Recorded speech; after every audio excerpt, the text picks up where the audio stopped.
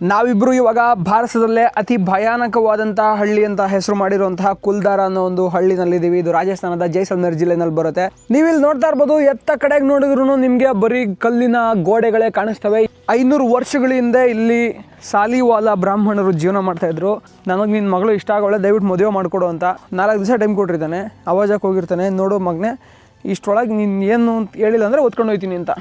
ಈ ಊರನ್ನ ಬಿಟ್ಬಿಟ್ಟು ರಾತ್ರಿ ಅವ್ರ ಹತ್ರ ಇದ್ದಂಥ ಚಿನ್ನ ಬೆಳ್ಳಿ ಎಲ್ಲನೂ ಗುಡ್ಡೆ ಹಾಕೊಂಡ್ಬಿಟ್ಟು ಅವರು ಈ ಊರನ್ನ ಬಿಟ್ಟು ಹೋಗ್ತಾರೆ. ಇಲ್ಲಿರೋ ದೇವ್ರ ಹೆಸರು ಕುಲ್ದಾರ ದೇವಿ ಅಂತ.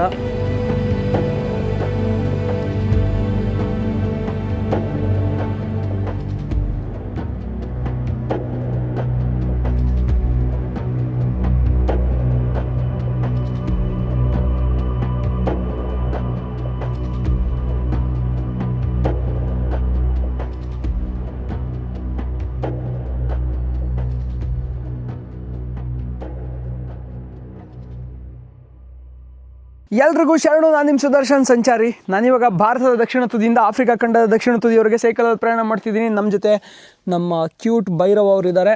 ನಾವಿಬ್ಬರು ಇವಾಗ ಭಾರತದಲ್ಲೇ ಅತಿ ಭಯಾನಕವಾದಂತಹ ಹಳ್ಳಿ ಅಂತ ಹೆಸರು ಮಾಡಿರುವಂತಹ ಕುಲ್ದಾರ ಅನ್ನೋ ಒಂದು ಹಳ್ಳಿನಲ್ಲಿದ್ದೀವಿ. ಇದು ರಾಜಸ್ಥಾನದ ಜೈಸಲ್ಮೇರ್ ಜಿಲ್ಲೆನಲ್ಲಿ ಬರುತ್ತೆ. ಸೊ ಸದ್ಯಕ್ಕೆ ಭೈರವ್ ಅವರು ದೆವ್ವದ ಮನೆನ ನೋಡ್ತಾವ್ರೆ. ಹೆಂಗೋ ಮಗ, ಸೊ ಇದೆಲ್ಲ ಜಾಸ್ತಿ ದೆವ್ವಗಳಿದ್ದಾವೆ ಅಂತೆಲ್ಲ ಜನರ ನಂಬಿಕೆ ಇದೆ. ಸೊ ಅದ್ರ ಬಗ್ಗೆ ನಾನು ನಿಮಗೆ ಮುಂದೆ ತಿಳಿಸ್ತಾ ಹೋಗ್ತೀನಿ. ಕೊನೆವರೆಗೂ ಈ ವಿಡಿಯೋನ ನೋಡಿ. ಹಾಗೇನೇ ಫಸ್ಟ್ ಟೈಮ್ ಏನಾದರೂ ನನ್ನ ಯೂಟ್ಯೂಬ್ ಚಾನಲ್ ವಿಸಿಟ್ ಮಾಡ್ತಾಯಿದ್ರೆ ದಯವಿಟ್ಟು ಸಬ್ಸ್ಕ್ರೈಬ್ ಮಾಡಿ, ಬೆಲ್ ಐಕಾನ್ ನೋಡಿರಿ, ಜೊತೆಗೆ ಈ ವಿಡಿಯೋನ ಶೇರ್ ಮಾಡಿ. ಯಾಕಂತಂದರೆ ಈ ಜರ್ನಿನಲ್ಲಿ ನಿಮ್ಮ ಸಪೋರ್ಟ್ ತುಂಬ ಅತ್ಯಗತ್ಯ ಆಗಿರುತ್ತೆ. ಪ್ರಪಂಚದಲ್ಲೇ ಈ ಥರದೊಂದು ರೈಡ್ನ ಪ್ರಥಮ ಬಾರಿಗೆ ಕನ್ನಡದೊಳಗೆ ನಾನು ಟ್ರೈ ಮಾಡ್ತಿದ್ದೀನಿ. ಇಲ್ಲಿ ಮಟ್ಟ ಪ್ರಪಂಚದಲ್ಲಿ ಯಾರೂ ಈ ಥರದೊಂದು ರೈಡ್ ಮಾಡಿಲ್ಲ. ಅದು ಭಾರತದ ದಕ್ಷಿಣ ತುದಿಯಿಂದ ಆಫ್ರಿಕಾ ಖಂಡ ದಕ್ಷಿಣ ತುದಿಯವರೆಗೆ ಸೈಕಲಲ್ಲಿ. ಸೊ ನಿಮ್ಮ ಸಪೋರ್ಟ್ ಇರಲಿ ಅಂತ ಹೇಳ್ತಾ ವಿಡಿಯೋ ಒಳಗೆ ಹೋಗೋಣ ಬನ್ನಿ.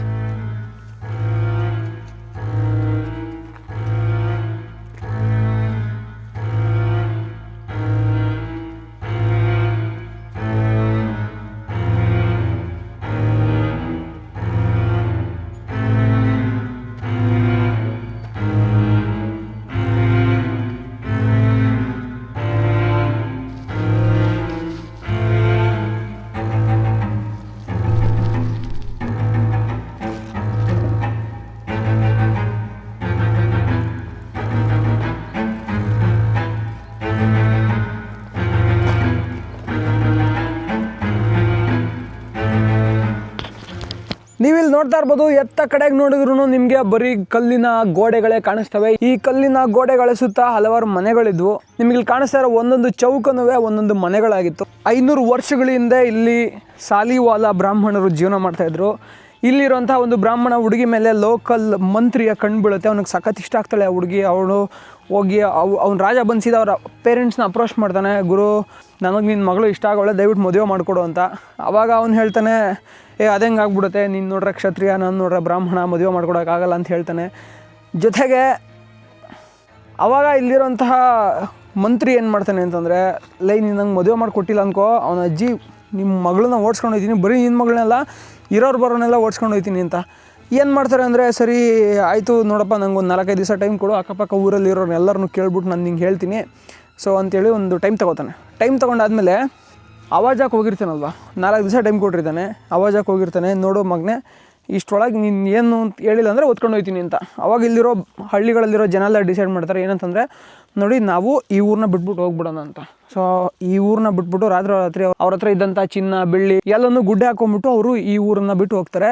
ನಂತರದಲ್ಲಿ ಈ ವಿಷಯ ರಾಜನಿಗೆ ಗೊತ್ತಾಗುತ್ತೆ. ರಾಜ ಏನು ಮಾಡ್ತಾನೆ ಅಂದರೆ, ಅಯ್ಯೋ ಹಿಂಗಾಗ್ಬಿಡ್ತಲ್ಲ, ಎಷ್ಟು ದೊಡ್ಡ ಊರು, ಫುಲ್ ಖಾಲಿ ಉಳಿತಿದೆಯಲ್ಲ ಅಂತ ಹೇಳ್ಬಿಟ್ಟು ಬೇರೆ ಜನರನ್ನೆಲ್ಲ ಕರ್ಕೊಂಬಂದು ಇಲ್ಲಿಗೆ ಉಳಿಸೋದಕ್ಕೆ ಪ್ರಯತ್ನ ಮಾಡ್ತಾನೆ. ಆದರೆ ಯಾರನ್ನು ಇಲ್ಲಿ ಉಳ್ಕೊಳ್ಳಲ್ಲ, ಎಲ್ಲರೂ ಈ ಊರನ್ನ ಬಿಟ್ಟು ಬೇರೆ ಕಡೆ ಹೋಗ್ತಾನೆ ಇರ್ತಾರೆ. ಈ ಊರಲ್ಲಿ ಯಾರಿಗೂ ನೆಮ್ಮದಿ ಸಿಗ್ತಾ ಇರಲ್ಲ. ಇನ್ನು ಅದಾದ ನಂತರ ಇಲ್ಲಿ ಸ್ಥಳೀಯವಾಗಿ ಏನು ನಂಬಿಕೆಗಳಿದೆ, ಏನೇನು ಆಚರಣೆಗಳಿದೆ ಅಂತ ಹೇಳಿದ್ರೆ, ನೋಡಿ ಇಲ್ಲೂ ಒಂದು ದೇವಸ್ಥಾನ ಇದೆ. ದೇವಸ್ಥಾನದ ಜೊತೆಗೆ ಇಲ್ಲಿ ಭೂತ ಪ್ರೇತಗಳೆಲ್ಲ ಇದ್ದಾವೆ ಅಂತಲೂ ಜನ ನಂಬ್ತಾರೆ. ಯಾಕೆ ಹಿಂಗೆ ನಂಬ್ತಾರೆ ಅಂತಂದರೆ, ಇಲ್ಲಿ ಯಾರಿಗೂ ನೆಮ್ಮದಿ ಸಿಗಲಿಲ್ಲಲ್ಲ. ಆವಾಗ ಈ ಊರು ಬಿಟ್ಟು ಬೇರೆ ಕಡೆಗೆ ಹೋದವರೆಲ್ಲ, ಇಲ್ಲ ಅಲ್ಲಿ ದೆವ್ವ ಇದೆ, ರಾತ್ರಿ ಹೊತ್ತು ಆ ಶಬ್ದ ಕೇಳುತ್ತೆ, ಈ ಶಬ್ದ ಕೇಳುತ್ತೆ, ನಮ್ಗೆ ಅಲ್ಲಿ ಇರೋಕ್ಕಾಗ್ತಿಲ್ಲ ಅಂತೆಲ್ಲ ಹೇಳ್ಬಿಟ್ಟು ಈ ಊರನ್ನ ಖಾಲಿ ಮಾಡ್ತಿರ್ತಾರೆ. ರಾಜ ಎಷ್ಟೊಂದು ಟ್ರೈ ಮಾಡ್ತಾನೆ, ಬಟ್ ಯಾವುದೂ ವರ್ಕ್ ಆಗೋಲ್ಲ. ಇದೆಲ್ಲನೂ ಬಾಯಿಂದ ಬಾಯಿಗೆ ಬಂದಿರೋಂಥ ಕಥೆಗಳು. ಈ ಬಾಯಿಂದ ಬಾಯಿಗೆ ಬಂದಿರೋ ಕಥೆಗಳನ್ನೆಲ್ಲ ಇಟ್ಕೊಂಡು ಜನರಿಗೆ ಇಲ್ಲಿ ದೆವ್ವ ಇದೆ ಅಂತ ಹೆದರ್ಸ್ತಿರ್ತಾರೆ. ಊರೆಲ್ಲ ತೋರಿಸ್ತೀನಿ, ದೆವ್ವ ಇದೆಯೋ ಇಲ್ವೋ ಅಂತ ಹೇಳ್ತೀನಿ. ಯಾಕಂತಂದರೆ ನಾನು ನಿನ್ನೆ ವೀಡಿಯೋ ನೋಡಿದವ್ರಿಗೆ ಗೊತ್ತಿರುತ್ತೆ, ಇಲ್ಲೇ ನಾವು ಉಳ್ಕೊಂಡಿದ್ದೆ. ರಾತ್ರಿ 1-2 ಸಲ ನಂಗೆ ಸುಸು ಮಾಡೋಕೆ ಅರ್ಜೆಂಟ್ ಆಯಿತು, ಎದ್ದೋಗ್ಬಿಟ್ಟು ಸುಸು ಮಾಡಿ ಮಲ್ಕೊಂಡೆ. ಬೆಳಗ್ಗೆ ಎದ್ಬಿಟ್ಟು ಆರಾಮಾಗಿ ನನ್ನ ಪಾಡಿಗೆ ನಾನು ಬಂದು ವೀಡಿಯೋ ಮಾಡ್ತಿದ್ದೀನಿ. ಇವಾಗ ಮತ್ತೆ ರಾಜಸ್ಥಾನ್ ಟೂರಿಸಂ ಬೋರ್ಡ್ ಅವರು ಈ ಊರನ್ನು ಮತ್ತೆ ಕಟ್ಟೋದಕ್ಕೆ ಪ್ರಯತ್ನ ಪಡ್ತಿದ್ದಾರೆ. ಟೂರಿಸ್ಟ್ಗಳು ಬರ್ತಾರಲ್ವ ಅವ್ರಿಗೆಲ್ಲ ಸ್ವಲ್ಪ ಚೆನ್ನಾಗಿ ಫೀಲ್ ಆಗೋ ಥರದ್ದು ಸ್ಟ್ರಕ್ಚರ್ಗಳೆಲ್ಲ ನಿರ್ಮಾಣ ಮಾಡವ್ರೆ. ಇಲ್ಲಿ ನೀವು ನೋಡ್ತಿರ್ಬೋದು ತುಂಬ ಜನ ಬಂದ್ಬಿಟ್ಟು ಅವ್ರ ಪ್ರೇಮಿಗಳ ಹೆಸರುಗಳನ್ನೆಲ್ಲ ಬರೆದ್ಬಿಟ್ಟು ಹೋಗೋರೆ. ಒಳ್ಳೆಯದು. ನಿಮ್ಮ ಎದೆ ಮೇಲೆ ಒಂದು ಚಾಕು ತಗೊಂಡು ಕುಯ್ಕೊಂಬಿಡಿ, ಅವ್ನ ಅಜ್ಜಿ ರಕ್ತ ಕರ್ಕೊಂಡು ಸತ್ತುಬಿಡಿ. ಸುಮ್ಮನೆ ನೀವೆಲ್ಲ ಬದುಕೋಕ್ಕೆ ಯೋಗ್ಯತೆ ಇಲ್ಲದಿರೋ ನನ್ನ ಮಕ್ಕಳು. ನೀವೆಲ್ಲ ಸಾರಿ, ಇಲ್ಲಿ ಬರ್ದಿರೋರ್ಗೆ ಹೇಳ್ತಿದ್ದೀನಿ. ಈ ನನ್ನ ಮಕ್ಕಳು ಎಲ್ಲ ಹಾಳು ಮಾಡೋಕ್ಕೆ ಅಂತಲೇ ಹುಟ್ಟಿರ್ತಾರೆ. ನಾವು ಇದ್ರ ಮೇಲೆ ಹತ್ತಿದ್ರೆ ಸ್ವಲ್ಪ ವ್ಯೂ ಎಲ್ಲ ನೋಡ್ಬೋದು, ಮಸ್ತ್ ಇರುತ್ತೆ.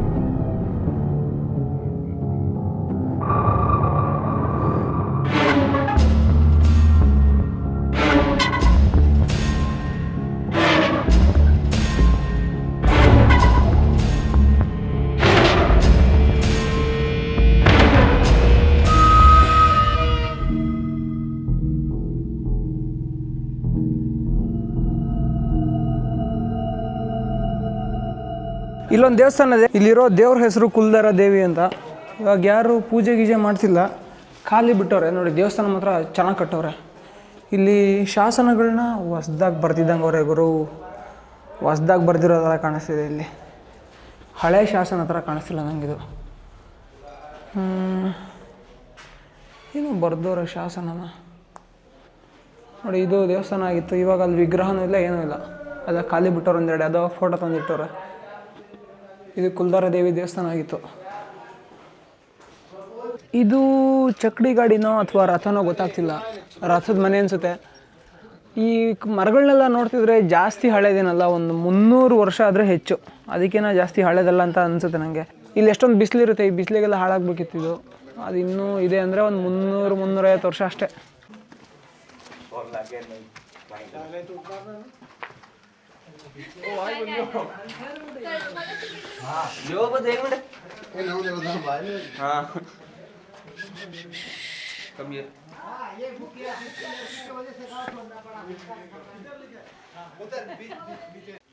ಇದು ಈ ಊರಿನ ಮುಖ್ಯಸ್ಥನ ಮನೆ.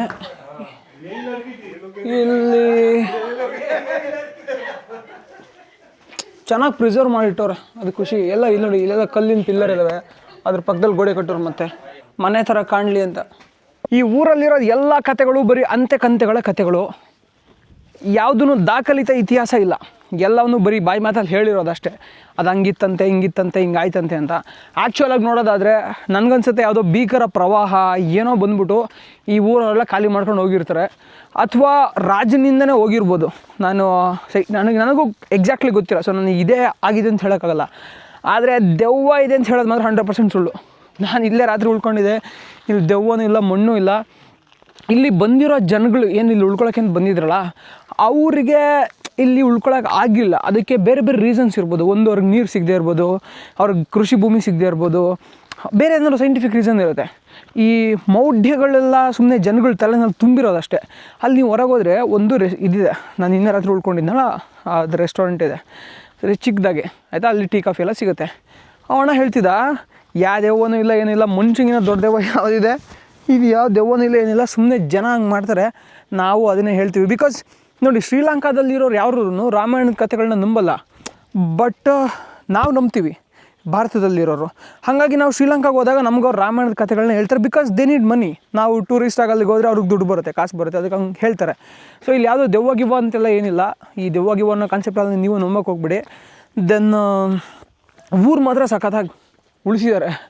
ಕಲ್ಗಿಲೆಲ್ಲ ಯಾರು ಹೊತ್ಕೊಂಡು ಹೋಗಿ ಬೇರೆ ಮನೆ ಕಟ್ಕೊಂಡಿಲ್ಲ. ಯಾಕೆ ಬೇರೆ ಮನೆ ಕಟ್ಕೊಂಡಿಲ್ಲ ಅಂದರೆ ದೆವ್ವ ಅಂತ ಹೆದರ್ಸ್ಬಿಟ್ರಲ್ಲ ಮುಂಚೆನೂ, ಅದಕ್ಕೇ ಕಲ್ಗಿಲ್ಲ ಎಲ್ಲ ಯಾರನ್ನೂ ಎತ್ಕೊಂಡು ಹೋಗಿಲ್ಲ. ಈ ದೆವ್ವಗಳನ್ನೆಲ್ಲ ನೀವು ನಂಬ್ತಿರೋ ಇಲ್ವೋ ಅಂತ ನಂಗೆ ಕಮೆಂಟಲ್ಲಿ ತಿಳಿಸಿ. ನಾನಂತೂ ದೆವ್ವ ಗಿವೆಲ್ಲ ನಂಬಲ್ಲ. ನಾನು ಇದೆಲ್ಲ ನಂಬದೇ ಇರೋದಕ್ಕೇನ ಎಷ್ಟೊತ್ತಲ್ಲಿ ಬೇಕೋ ಅಷ್ಟೊತ್ತಲ್ಲಿ ಸೈಕಲ್ ಹೊಡ್ಕೊಂಡು ಆರಾಮಾಗಿ ಸುತ್ತಾಡೋಕೆ ಆಗ್ತಿರೋದು.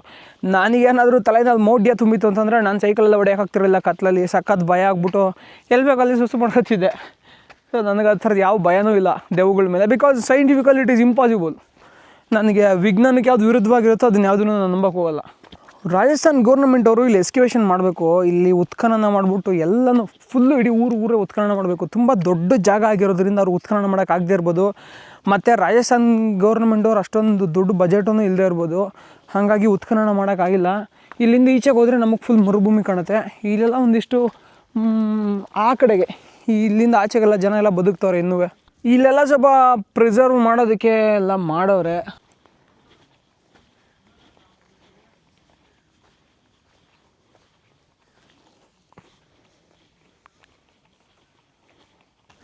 ಇನ್ನು ಈ ಊರು ಯಾವ ಲೆವೆಲಿಗಿತ್ತು ಅಂದರೆ ಪ್ರಾಪರಾಗಿ ರೋಡ್ಗಳಿತ್ತು. 4 ರೋಡ್ಗಳಿತ್ತು. 4 ರೋಡಲ್ಲಿ ಬೀದಿಯಪ್ಪ. ಇದು ನೋಡಿ, ಇದು ಎರಡು ಲೈನ್ ಅಂದ್ಕೊಳ್ಳಿ. ನಿಮಗೆ ಇಲ್ಲಿ ಅರ್ಥ ಮಾಡಿಸ್ತೀನಿ ನೋಡ್ರಿ. ಇದು 4 ರಸ್ತೆ ಅಂದ್ಕೊಳ್ಳಿ, ಆಯಿತಾ.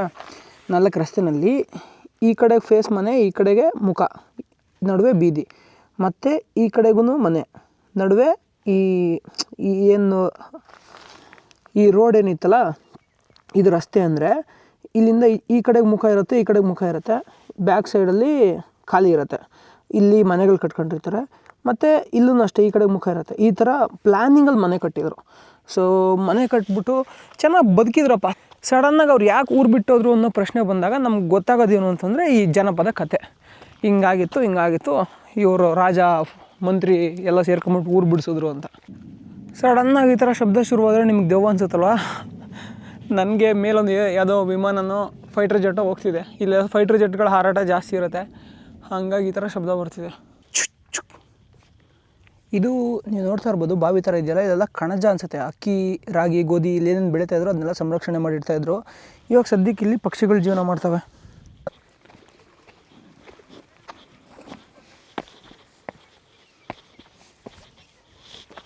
ಇದೂ ಅದೇ ಅನಿಸುತ್ತೆ ಗುರು, ಇದೂ ರಾಗಿ ಕಣಜನ. ಇವೆಲ್ಲ ಸೇಮೇ. ನೀವು ನೋಡ್ತಾ ಇರ್ಬೋದು, ಇಲ್ಲೆಲ್ಲ ಪಕ್ಷಿಗಳಿಗೆ ಜೀವನ ಮಾಡ್ತವೆ. ಭತ್ತ ತಡ್ರಿಗೆ ಅದರೊಂದು ಪಕ್ಷಿ. ಇದು ಏನಂತಂದರೆ ಸ್ಟೆಪ್ ವೆಲ್. ಈ ಥರದ್ದು ಸ್ಟೆಪ್ ವೆಲ್ಗಳು ನಿಮಗೆ ಈ ಪ್ರದೇಶದಲ್ಲಿ ತುಂಬ ಜಾಸ್ತಿ ಸಿಗುತ್ತೆ. ರಾಣಿ ಕಿ ವಾವ್ ಅಂತ ಗುಜರಾತಲ್ಲಿ ಒಂದಿದೆ. ಏನು ಇದು ಸ್ಟೆಪ್ ವೆಲ್ ಅಂದರೆ ತುಂಬ ಆಳಕ್ಕೆ ಈ ಥರ ಗುಂಡಿ ತೋಡ್ತಾಯಿದ್ರು. ಗುಂಡಿ ತೋಡ್ಬಿಟ್ಟು ಎಲ್ಲಿ ನೀರು ಸಿಗ್ತಿತ್ತೋ ಅಲ್ಲಿಗೆ ನಿಲ್ಲಿಸ್ತಾಯಿದ್ರು. ಮಳೆ ಬಂದಾಗ ನೀರು ಮೇಲಕ್ಕೆ ಬರ್ತಾಯಿತ್ತು, ಮೆಟ್ಲುಗಳು ಮಾಡ್ತಾಯಿದ್ರು. ಸೊ ಎಲ್ಲಿವರೆಗೂ ನೀರು ಇರ್ತಿತ್ತು ಅಲ್ಲಿವರೆಗೂ ಆರಾಮಾಗಿ ಮೆಟ್ಲಿರ್ತಿತ್ತು, ಹೋಗಿ ನೀರು ತುಂಬ್ಕೊತಾಯಿದ್ರು, ಮೇಲೆ ಬರ್ತಾಯಿದ್ರು. ಈ ಮರುಭೂಮಿನಲ್ಲಿ ಇದು ಕಾಮನ್ ಸ್ಟ್ರಕ್ಚರ್. ನಮ್ಮ ಕಡೆ ಸೇದ ಬಾವಿ ನೋಡಿರ್ತೀರ, ದುಂಡು ಕೊರೆದ್ಬಿಟ್ಟು ಆಳವಾಗಿ ಕೊರೆದಿರ್ತಾರೆ. ಸೊ ಇಲ್ಲಿ ಸ್ಟೆಪ್ ವೆಲ್ಲು. ಇನ್ನೊಂದು ವಿಷಯ ಏನು ಅಂತಂದರೆ, ನಾನು ನಿಮಗೆ ಇಲ್ಲಿ ಬನ್ನಿ ಅಂತ ರೆಕಮೆಂಡ್ ಮಾಡಲ್ಲ. ಯಾಕೆ ರೆಕಮೆಂಡ್ ಮಾಡಲ್ಲ ಅಂದರೆ ಈ ಸೀಸನ್ ಬನ್ನಿ ಅಂತ ರೆಕಮೆಂಡ್ ಮಾಡಲ್ಲ. ಯಾಕಂತಂದರೆ ನೋಡ್ತಾ ಇರ್ಬೋದು ಎಷ್ಟೋ ಜನ ತುಂಬಿ ಸಾಯ್ತವ್ರೆ. ಫುಲ್ ಗುಜರಾತ್ ಏನಾಗ್ಬಿಡ್ತು ಈ ಸಲ ಅಂದರೆ, ಗುಜರಾತಲ್ಲಿ ಹೋಗಬೇಕಿತ್ತು ಜನ. ಗುಜರಾತಲ್ಲಿ ನೀರೆಲ್ಲ ಇನ್ನೂ ಹಂಗೆ ಇರೋದ್ರಿಂದ, ಅಲ್ಲಿ ಬಿಳಿ ಮರುಭೂಮಿ ಆಗದೆ ಇರೋದ್ರಿಂದ ಜನ ಎಲ್ಲ ಇಲ್ಲಿಗೆ ಬಂದುಬಿಟ್ಟವ್ರೆ. ಸೊ ಇಲ್ಲಿಗೆ ಬರಲಿ, ಓವರ್ ಕ್ರೌಡೆಡ್ ಇಲ್ಲೆಲ್ಲ ಇವಾಗ ಪ್ಲೇಸ್ಗಳು. ಇವಾಗ ನಾನು ಊರಿನ ಆಚೆ ಹೋಗ್ತಿದ್ದೀನಿ. ಇಲ್ಲಿ ಯಾವುದೋ ದೆವ್ವಗಿವಾಲ ಎಲ್ಲ ನಂಬಕ್ಕೋಗ್ಬೇಡಿ. ದೆವ್ವಗಿವನ ವೈಜ್ಞಾನಿಕ ಮನೋಭಾವನೆ ಬೆಳೆಸ್ಕೊಂಡು ಚೆನ್ನಾಗಿ ಸುತ್ತಾಡಿ, ಚೆನ್ನಾಗಿ ತಿರುಗಾಡಿ. ನಿಮ್ಮೂರಲ್ಲೂ ಯಾವ್ದಾದ್ರು ಹುಣಸೆ ಮರದಲ್ಲಿ, ಬೇವಿನ ಮರದಲ್ಲಿ ದೆವ್ವಗಿವ ಇದೆ ಅಂದ್ರೆ ನಂಬಕ್ಕೆ ಹೋಗ್ಬೇಡಿ. ಅದೆಲ್ಲ ಸುಳ್ಳು. ಯಾರೋ 4 ಜನ ಅವ್ರವ್ರ ಉದ್ದೇಶಕ್ಕೆ, ಅವ್ರವ್ರ ಉದ್ಧಾರಕ್ಕೆ ಏನೇನೋ ಹೇಳಿರ್ತಾರೆ. ಅದೆಲ್ಲ ನಿಜ ಅಲ್ಲ. ವೈಜ್ಞಾನಿಕವಾಗಿ ಯೋಚನೆ ಮಾಡಿ, ನಿಮಗೆ ಸಖತ್ ಧೈರ್ಯ ಬರುತ್ತೆ. ಹೊರಗೆ ಬಂದರೆ ಇಲ್ಲೊಂದು ಚೌಹಾಣ್ ರೆಸ್ಟೋರೆಂಟ್ ಅಂತಿದೆ, ಏನಾರು ಬೇಕಾರಲ್ಲೇ ತಿನ್ಕೊಳ್ಳಿ. ಇಲ್ಲೇ ಉಳ್ಕೊಂಡಿದ್ದೆ ರಾತ್ರಿ. ಇದೆಲ್ಲ ಮಾರಾಟ ಮಾಡ್ತಾರೆ ಇವರು, ಬೇಕಾದ್ರೆ ಬಂದು ಎಂಜಾಯ್ ಮಾಡಿ. ಅವರಲ್ಲಿ ಟೀ ಮಾಡ್ತವ್ರೆ. ಟೀಗೆ ಬಾಯ್ ಜಾತವ್ ಏನಾ, ಬಾಯ್ ಬಾಯ್. ನೋಡ್ರಿ, ನಾನು ಹೇಳ್ದನಲ್ಲ ಇಲ್ಲಿ ಟ್ರಾಫಿಕ್ ಜಾಸ್ತಿ ಐತೆ ಅಂತ. ನೋಡ್ತಾ ಇರ್ಬೋದು ಹೆಂಗೆ ಗೇಟ್ ಮುಂದೆ ಕ್ಯೂ ನಿಲ್ಸವ್ರೆ ಅಂತ. ಸಖತ್ ಜಾಸ್ತಿ ಜನ ಬರ್ತಾವ್ರೆ ಗುರು. ಸೊ ಈ ಸಲ ನೀವು ಅವಾಯ್ಡ್ ಮಾಡಬೇಕು ಇಲ್ಲಿಗೆ ಬರೋದನ್ನು. ಸಾಧ್ಯ ಗುಜರಾತ್ಗೆ ಹೋಗಿ ಅಲ್ಲಿ ಇನ್ನೂ ಪೀಸ್ಫುಲ್ಲಾಗಿರುತ್ತೆ.